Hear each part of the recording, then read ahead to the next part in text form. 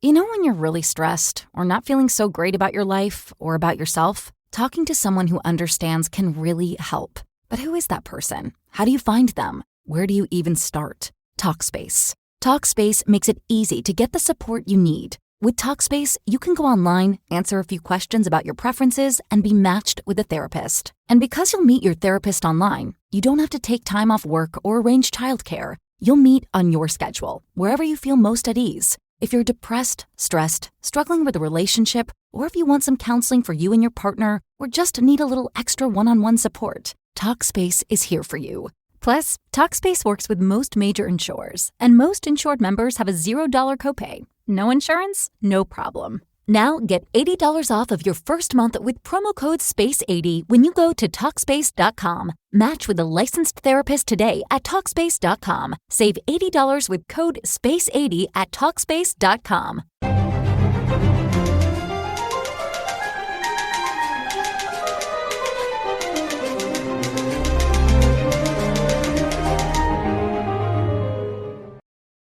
Welcome back to Right on Four Corners. I'm your host, DelSheree Gladden. I'm a USA Today bestselling author and a high school English teacher. And I have a return guest on the show this week. I'm very pleased to welcome back Caroline Starr Rose. And we're going to be talking about her upcoming new middle grade book, The Burning Season. And this one was really interesting. It's a different format. I'm excited to talk about it. Might be something a little different than some of our middle grade readers have read before.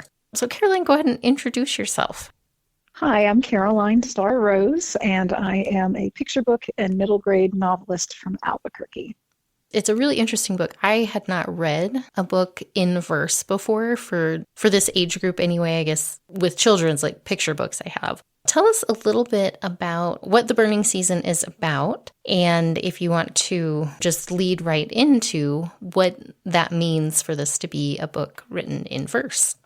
Yes, of course. So The Burning Season is my first book set in New Mexico, which is an absolute thrill for me because I love our wonderful state and so happy to have the chance to share it with young readers. But the book is set in the Gila Wilderness in 2024 in a fire lookout tower. And it's about a young girl named Opal who has just turned 12 and will begin her training to be the fourth woman in her family to be a fire lookout. But Opal has a secret, and that secret is she's deathly afraid of fire. Now, this is my third verse novel.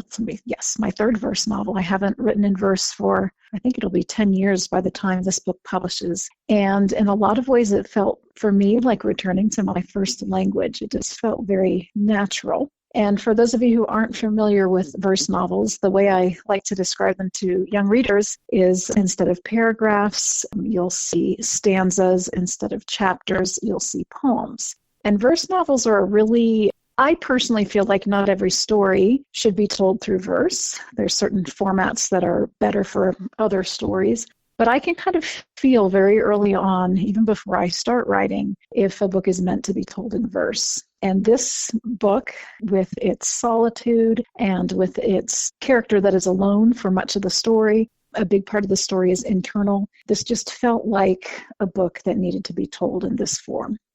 And I agree, it worked really well. Like I said, when I first came across this book, I think a friend of yours had posted the cover reveal on social media, and I was like, ooh, that looks really interesting. And then we kind of chatted a little bit, and you mentioned it was going to be in verse. And so I wasn't quite sure what to expect because I had not read a middle grade book in verse before, but it was like, I've encountered a lot of really interesting structures through doing the show, and that's been a lot of fun. So this one, I was kind of wondering, like, what exactly is this going to look like? And my initial thought was, how can you tell a complete story in the way that someone would think of a story as a novel, with the details, the description, all of those things that kind of fill up the page? Like, how do you still tell that same kind of story through poems?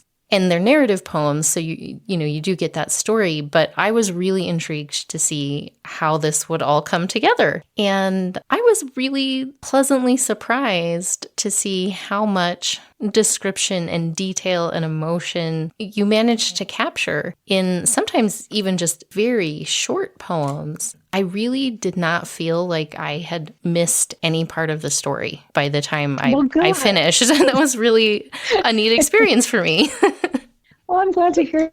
It's not everybody's cup of tea, and I'll have to be honest and say, when my first verse novel came out, it was my first novel in 2012, and the form had been around for a while, but just not a lot of people had used it, and people weren't quite sure what to do with it. When I tried to sell the book, people weren't sure what to do with it. When the book became available, the adults, I should say, were the ones who weren't quite sure what to do with it. The kids, and I'm happy to say that children haven't yet formed negative opinions about poetry. And they are much more open to this form than oftentimes the adults are. And I just think that is beautiful. And it's really encouraging to me. I teach ninth grade, and we're currently reading To Kill a Mockingbird, which I knew was going to be challenging for them. And as it is, we're slowly making our way through it. But a lot of my students at ninth grade, the majority of them read below their grade level. Their vocabulary is not up to where it should be to be able to really read and comprehend grade level text. And I purposely chose to push them this spring by sticking with a grade level text. But I've found it interesting because in my library, in my classroom, I have a lot of middle grade books because that's where most of them are at. And to give them something when we do like personal reading time where they can read and enjoy it a little bit more and not have to work as hard to build that, that enjoyment of reading, that reading is not just for school. It can also be fun and we can enjoy it. And this was one that I thought, this would be so perfect to have in classrooms for reluctant readers who, look at big chunks of text and are just immediately like, I can't read all of that. Or see the length of it. And a lot of that can be very intimidating. And one of the things that I loved about this, I think a lot of my students, even at ninth grade, would really enjoy this and engage with it. But it's very reader-friendly. It really opens up to a wide range of readers. I mean, like I said, I'm an adult and I really enjoyed it. But I think you really capture a wide readership with the style and the structure and the character. We'll get into all of that a little bit more. But it hopefully, versus, you said your first one, kind of the reception among adults was a little bit challenging because they didn't know what to do with it, that hopefully with this one, more people are open to trying something a little bit different and finding just that enjoyment in reading, even for those who maybe reading is not their regular hobby or interest. Exactly. And I love that you said what a good fit versus for reluctant readers, because as you talked about with your students, to look at a dense page of language is intimidating. And, the page turns become very slow that way. It feels like you're not necessarily making progress. But a verse novel with the white space and with kind of the rapid movement, simply because you're reading through the page much more quickly, the pages are turning, you're involved in a different way, which I think is really satisfying for, I would say all readers. And I just have to add in that first book of mine that was Nobody Knew What to Do With is the one that continues to sell the best. And so that is just a real thrill to see that it was received, though people weren't quite sure what to do with it. It's really been beautifully received. And I feel like verse is here to stay. Well, I'm really glad to hear that. I know people can be slow to adopt something that they're not familiar with, but when it's really good and wonderful and it sticks with people and people pass it on, they're like, no, but you should try it. Yeah, it's a little bit different, but give it a shot.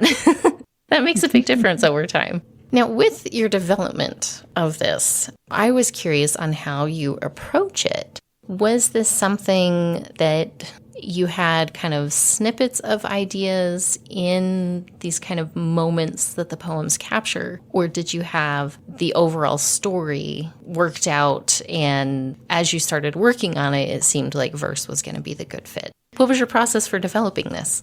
Yeah, I knew from the start before I even started writing that this would be verse. I knew, in a lot of ways, I kind of consider this maybe 2.0, maybe is my first novel, the first novel in verse, which also was about solitude and nature and survival. And so I thought, I have more to say. And this is an entirely different setting. This is not historical fiction. This is my first contemporary book. But I knew the form before I began. And so from there, I had a general plot, pretty general. I did research first. I always start with research. That's kind of where ideas start to bubble to the surface. And of course, I'm learning through that whole process too. But I knew from the start this would be verse. And I just kind of started. And I would work on this for a few hours in the morning, come back to it the next day. And it was just a really joyful experience for me. Now, that doesn't mean that there weren't a lot of rewrites and a lot of hard work, but there was a lot of pleasure in drafting and then later revising the story. What is the difference between writing in prose that you've experienced and writing in verse as far as the revision and editing process? Because that seems like there would be some noticeable differences. Yeah. Well, let me first start with a metaphor I have for verse versus prose. I see writing in verse like a photo album, and each poem would be represented by a photograph. And if you look through a photo album, page by page, photo by photo, you're building a story. And so that's how I see a verse novel unfolding. You can use the idea of a quilt, patch by patch, laid next to each other, you build an entire quilt, which would be the same as a story. Where I see prose as a rolling camera of a film and kind of capturing every moment instead of these still photographs. And even though I've published 2 prose novels, I have to tell you, it's kind of terrifying. Writing prose for me is kind of terrifying. It does not there just feels like there's all this space to fill. Instead of capturing this moment and then capturing this moment and then capturing this moment and putting those 3 moments next to each other. Prose is kind of unwieldy to me. It's big and I'm not quite sure what to do with it. As far as editing goes, I think I would say, and again, this might just be my experience, but because the verse feels more organic to me, more natural, in editing it, I feel like I can kind of have a better bird's eye view because it is in the smaller chunks, for lack of a poetic term, rather than these dense chapters. And I'm able to kind of pull back and look at my work and move things around in a way that feels more like picture book work, honestly, than I would say a novel feels. That's really fascinating because I'm the complete opposite. So it's just mind-boggling to think of working that way. But I think that's really cool. Well, and I was wondering too, related to your character development, what that process is like writing in verse. Because like I said, it seems like logically in my mind, like you wouldn't be able to capture all of the nuances in so few words, like, because that's something I really struggle with. But you do build a really complex character with Opal, and she has a lot of detail. She has a lot of personality and nuance. And how do you approach that in this verse form that might be different from conceptualizing a character in prose writing? Yeah, I'm not sure there's much difference in the creation of a character, but I think maybe in the execution. Poetry, I really feel, affords me a real look inside a character. I feel like it's a very close point of view perspective that maybe is accessible in prose, but I just haven't found it as natural yet, or as, accessible, to use the same word again. So I feel like I can do this exploration, even though the language is limited and it's spare. I feel like it kind of peels away the unnecessary fluff of a story, and I can really get to the heart of the character. That's really interesting. I have been trying to come up with different types of ideas for my students to analyze some of the characters in the book. And one of the things that I came across of someone's suggestion was using poetry to try to capture the traits that they notice of the characters and boil it down where a lot of kids struggle to write a paragraph response, understanding the character. But this might be a different form. So I'm going to try it next week and see how it goes. And that really sounds like what you said. that might be just how they work better with processing information. Exactly. Very cool. Well, I want to ask you too about the inspiration for the story and the research that went into it. Because this is a unique part of monitoring fire danger to this area in New Mexico that we don't see other places. So I was curious kind of how you came across this and where you went to research and develop the idea for the story of this young girl becoming a lookout for these fires. Yeah, my initial idea with this story, and I don't know how you first experience story ideas, but oftentimes they come with a setting or a question or an image, and that's where it begins. I don't have a full-blown story that appears in my head. And for this one, I wanted to tell the story of a girl in a tower. And the first tower I thought of was a lighthouse. And I thought, I've seen some lighthouse books lately, and I want to do something different. And I thought perhaps there might be some fairy tale elements to this simply because of the only girl in a tower story I could think of would be something like Rapunzel. So, I was thinking about what is she being kept from? How is she separate from the rest of the world? And how does that affect her life and her outlook and her sense of self?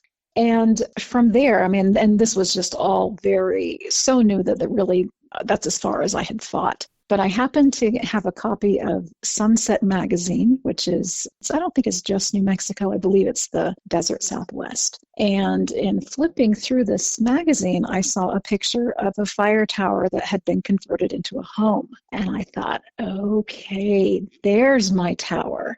That's much more interesting. No offense to lighthouse keepers. That's fascinating work too. But this is really intriguing. And this means I can find a way to tell my New Mexico story because I've longed to share this part of the world with young readers. And so that was my way into the story. I love that. Just the random little things that we come across that spark ideas and then they just build and build and build. Because, this was something, live in New Mexico as well. I didn't realize that there were places that still utilized the fire towers, that was kind of something. We've got technology. Do we need someone standing there actually looking for fires? It just, right. In my mind, I'm like, I'm sure we're beyond that now. And you actually bring in a lot of really interesting information about the benefits of having an actual person out there and the process of watching and how they track and mark the different areas with the lightning storms and things like that. Mm-hmm. So it was really fascinating to learn more about that, something that's happening in my own state that I didn't even know about. So how did you go about researching all of this and finding out kind of on the personal level, what's that like to live in one of these towers? Yeah, I always start with books that I can read. And so I found a number of books about fire towers. They primarily were set in the Northeast, where there really aren't towers that are in use anymore. At one time, there were thousands and thousands of towers across the country, and now there are only a couple of hundred still in use, and they're mainly in the Rocky Mountain region. But I stumbled upon, again, and this is one of those things like the picture in Sunset Magazine, a book called, I think it's called Fire Season. It's by Philip Connor, and he happens to be a lookout. He's been a lookout, I think, for 25 years now, every summer in the Gila. And so this was just a gift that fell in my lap, and I devoured this book. In fact, I took it to my annual writing retreat. I have a lovely group of local authors that we meet every other week online nowadays, but once a year we meet together for 4 days, and we rent a little house in town, and we write. And I came from my room, every meal I would have these new facts, and one of the women started calling me Fire Girl because I was just so intrigued with everything that I was learning. So this was kind of the history of fire towers, how they began. In 1910, our country experienced the biggest wildfire to date. It was 3.3 million acres, I believe, in Washington and Idaho, and it was just a horrific event. I think 86 people died, if I remember off the top of my head. When you're really stressed or not feeling so great about your life or about yourself, talking to someone who understands can really help. But who is that person? How do you find them? Where do you even start? Talkspace. Talkspace makes it easy to get the support you need. With Talkspace, you can go online, answer a few questions about your preferences, and be matched with a therapist. And because you'll meet your therapist online, you don't have to take time off work or arrange childcare. You'll meet on your schedule, wherever you feel most at ease. If you're depressed, stressed, struggling with a relationship, or if you want some counseling for you and your partner, or just need a little extra one-on-one support, Talkspace is here for you. Plus, Talkspace works with most major insurers, and most insured members have a $0 copay. No insurance? No problem. Now get $80 off of your first month with promo code SPACE80 when you go to Talkspace.com. Match with a licensed therapist today at Talkspace.com. Save $80 with code SPACE80 at Talkspace.com. And from that occurrence, various states started to realize we need to be on top of fire. We need to be aware of when it's coming through so that we can stop it in its tracks. And so these fire towers were built across the nation. But what happened, interestingly, is that fire was so quickly snuffed out. There was actually something called a 10 a.m. policy, where any fire that was detected needed to be snuffed or contained by 10 a.m. the next morning. What happened is they were so effective in eliminating fire that the natural burning, which is a part of nature from the beginning of time, we no longer had this natural clearing of dead-end undergrowth, and that meant that fires became bigger and burned longer and had the opportunity to just be more disastrous because of all this excess fuel. And that's something living in this area that we hear about, we see the effects of, we experience kind of this fire management roller coaster at times, it feels like. Yes. Of like, let's do this. Okay, that was a bad idea. Let's do this. Not sure how well that's working either. And we're seeing with global changes and the weather and everything that's going on, we're seeing these really massive, really destructive fires that are happening across the country. And it was really interesting to learn more of the history of that. And one of the aspects, you have some information facts at the end of the book that aren't part of the story, but give some background information. And one of the things that I really found interesting and has stuck in my mind over the last little bit is you talked about how the indigenous people in this area really kind of had a system of managing fire through their decisions on where they put their crops and the areas that they cleared and then burned those areas, and how effective and logical of a system it was. Yes. There were fire management techniques going on for centuries in this country. And those were drastically changed when Native Americans were sent to reservations. And so from, let's say, the 1850s until 1910, when this big blow-up fire happened, already there were 50, 60 years of the country being managed differently as far as fire went. There weren't these controlled burns and this clearing of vegetation. The country had become less natural and more wild, if you can imagine those two things being put together. And then after this enormous fire, things became even more stringent as far as stamping out every fire that came to be. And so almost for 100 years, the effect of not managing fire, but snuffing fire or kind of ignoring it for the time before the big blow up, we are still experiencing the effects of that window of time. And then add to it things like drought or mega drought, as we're experiencing here in the Southwest, and climate change. And we really, sadly, are primed for disaster.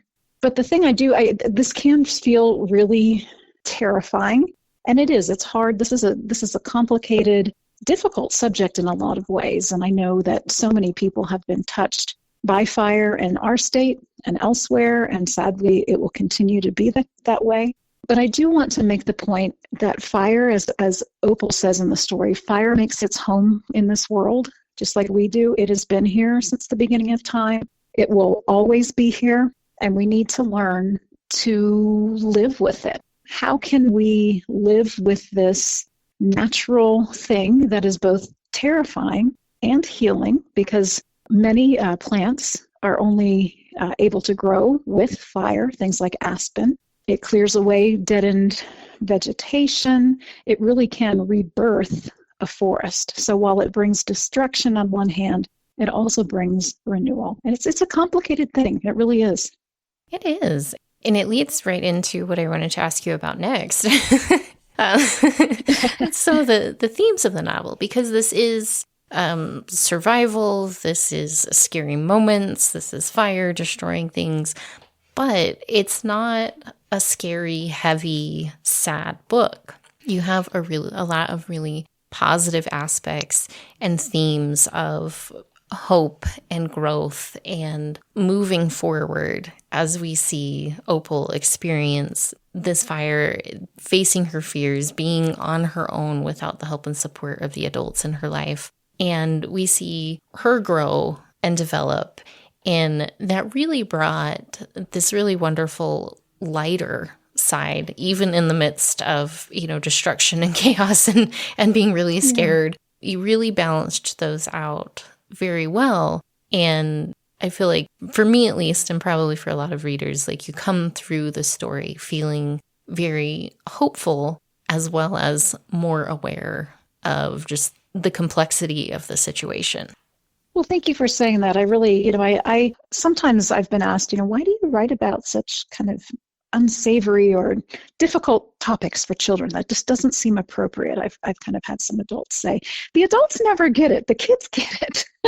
But, that's the world we live in. We live in a world with things that are scary and things that are wonderful and things that are maybe a mix of the two sometimes. And I don't want to ever whitewash the world that I present to young readers, but I do always want to leave them with hope. And I am just really pleased to hear that was something that you were able to take from your read. So thank you.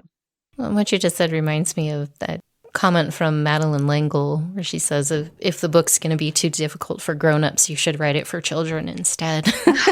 Yes, exactly. Well, I think that's so true. I think that children's literature in the minds of, kind of just general readership, look at it as, cute and simple and passing on these basic morals and things like that. But kids are much more able to take in complex ideas than they're often given credit for. And maybe it is presented through bunnies or, whatever else that, something that they can relate to. Exactly. But these kids face these issues. They're part of the complexity of the world. And they understand it in a different way from adults, but they do get it. They see the effects. They see what's going on around them. And I think using more complex ideas and presenting it in a way that children can understand help prepare them to be part of a really complex world, that they're not encountering something challenging for the first time at 18. They're like, oh, exactly. What do we do? Catherine Patterson, the fabulous middle grade author who's won 2 Newberries, one of my favorite quotes by her, she says that reading is a dress rehearsal for life. And, what a safe way to explore the difficult parts of life, things that you might encounter someday, things that you hope you never have to encounter someday. I mean, that's just a real gift to be able to first see parts of the world through literature.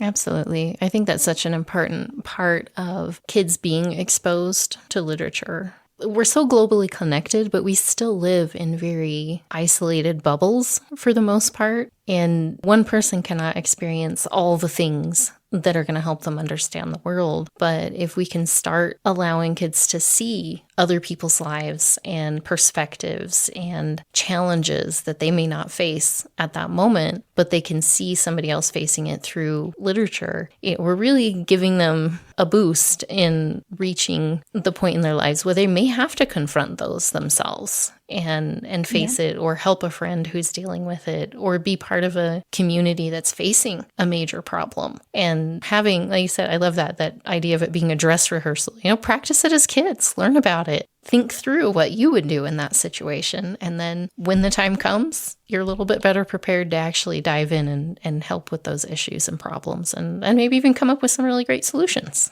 Yeah, exactly. Well, Caroline, we are just about out of time. So I wanted to ask you before we start to wrap up, are you working on anything now? I know you're getting prepped for the release of the book, which will happen in May, I believe. Yes. I'm always, my husband describes it like I'm juggling. I have a ball at a different point in the air for a lot of different projects. But I will say the next that comes after the burning season is a picture book, and it's about the Pack Horse Librarian Project of Eastern Kentucky that took place during the New Deal. And it's imagine a mobile library coming to the people of Appalachia, not on a bus, not in a cart, but by horseback. It's just such an inspiring topic, and the book is called Books Up the Mountain, a Pack Horse Librarian Story. Oh, interesting. I hadn't heard of that before, but that sounds like that'll be a really fun book and really informative too. Very cool. Thank you. Tell people, where can they find information about the burning season now? Is it available for pre-order yet? Or if not, where should people keep an eye out?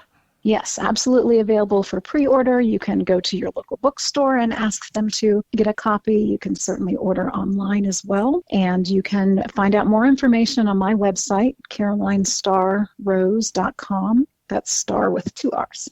Well, thank you so much for taking the time, and thanks for sharing your book with me. I really enjoyed it, and I hope people check it out and explore a new type of book if they haven't ever read verse before. Thank you so much. I appreciate it.